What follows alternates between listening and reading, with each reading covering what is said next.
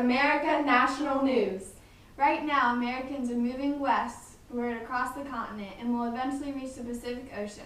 Some go for economic reasons, while others go for the adventure the West promises.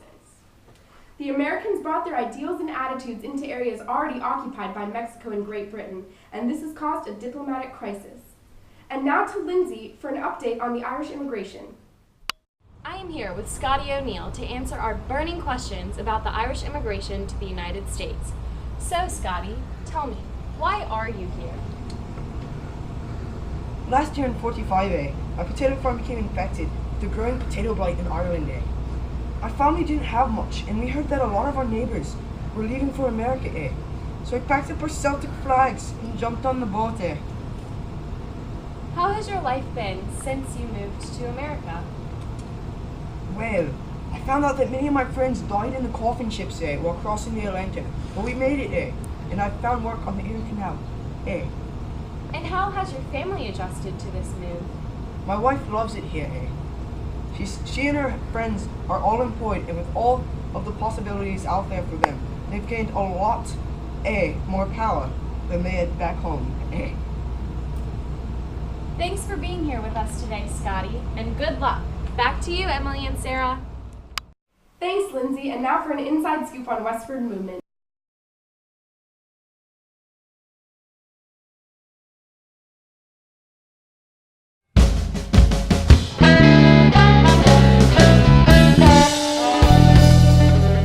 Like, for 18th and 19th century Americans, the Western frontier represented the opportunity to start over and possibly to strike it rich by dint of one's own individual effort, even back when the West was like Ohio. In this mythology, the West was a magnet for restless young men who lit out for the uncorrupted, unoccupied, untamed territories to seek their fortune. But in reality, most Western settlers went not as individuals, but as members of a family or as part of an immigrant group. And they weren't filling up unoccupied space either, because most of that territory was home to American Indians. Also, in addition to Easterners and migrants from Europe, the West was settled by Chinese people and by Mexican migrant laborers and former slaves. Plus, there were plenty of Mexicans living there already who became Americans with the Treaty of Guadalupe Hidalgo. And the whole West as a place of rugged individualism and independence turns out to be an oversimplification. I mean, the federal government, after all, had to pass the law that spurred homesteading, then had to clear out American Indians already living there, and had to sponsor the railroads that allowed the West to grow in the first place. About as individualistic as the government buying Walden Pond for Henry David Thoreau. What's that? It's a state park now? The government owns it? Well, there you go.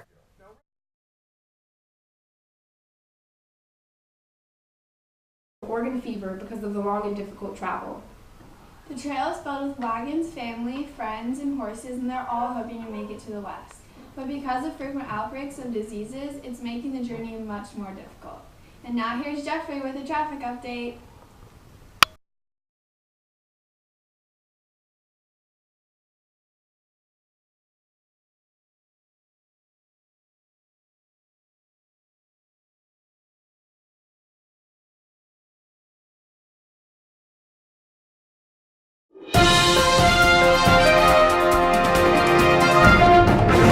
Now Oregon Trail is a little bit congested today, and if you're planning to taking this trail, just remember to pack extra blanket because it's gonna get really cold out here.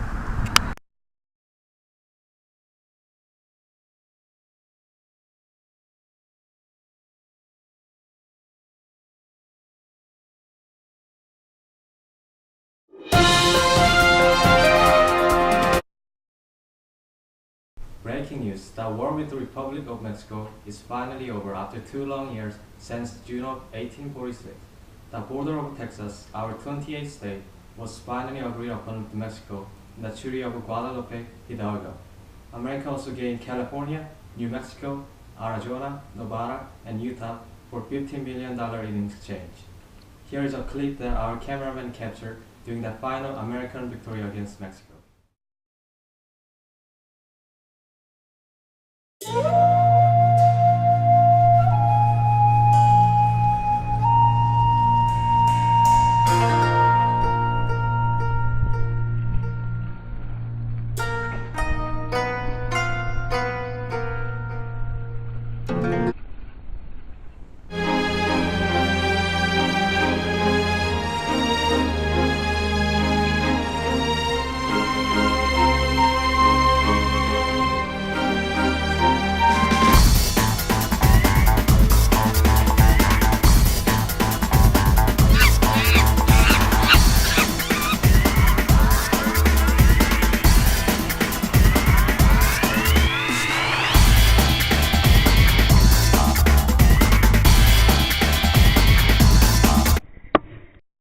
Now we have a special report on the gold rush. I'm here at Sutter's Mill in Coloma, California, where just a few weeks ago, on January 24th, James Marshall struck gold. The year of 48 will go down in history as the beginning of the gold rush. People are flocking from all over to the golden grounds of California, where they will take their claim to riches. They're even talking about creating a transcontinental railroad and making California a real state in America. The gold around here used to be so thick that you could pick it up off the ground, but now people are panning in rivers and streams like I am here today. Here's some nuggets I've collected. Back to you, Emily and Sarah. Next we have Lindsay talking about the Seneca Falls Convention. I'm here at Westland Methodist Church, where the Seneca Falls Convention began yesterday, July 19th, and is continuing today. Right now, a crowd of about 300 people are gathered inside conversing about the civil, social, and religious rights of women. Hello, do you have anything to say about this convention? I am Elizabeth Patty Stanton, and this convention right here is a revolutionary beginning to the struggle by women to gain complete equality with men. This isn't just a small step in continuing of women's efforts. This has given many of us women the courage to step out as well as fight for our rights. I can guess that there are many more women's rights conventions to come that will be inspired by this one. Thank you very much. You're welcome.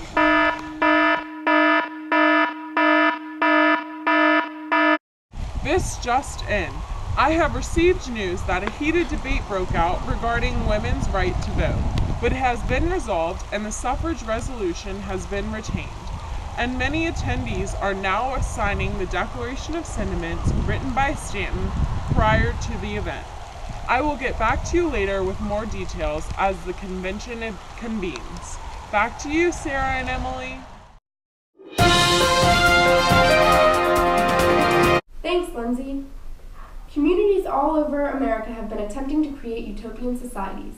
The Shakers represent one of the most successful utopian communities in the history of our great nation. They are called the Shakers because while worshiping, they participate in spontaneous dancing that consists of shaking their entire body. Here's a clip of a worship circle in the Shaker community.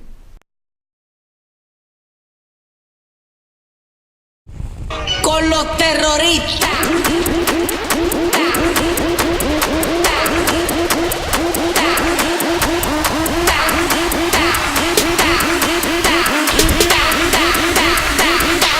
And do the Harlem Shake.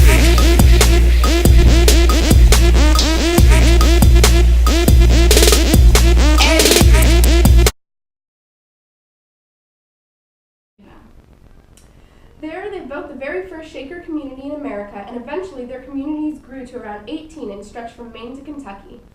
Thanks for joining us on American National News. Tune in next week for our 2-hour special on the Civil War.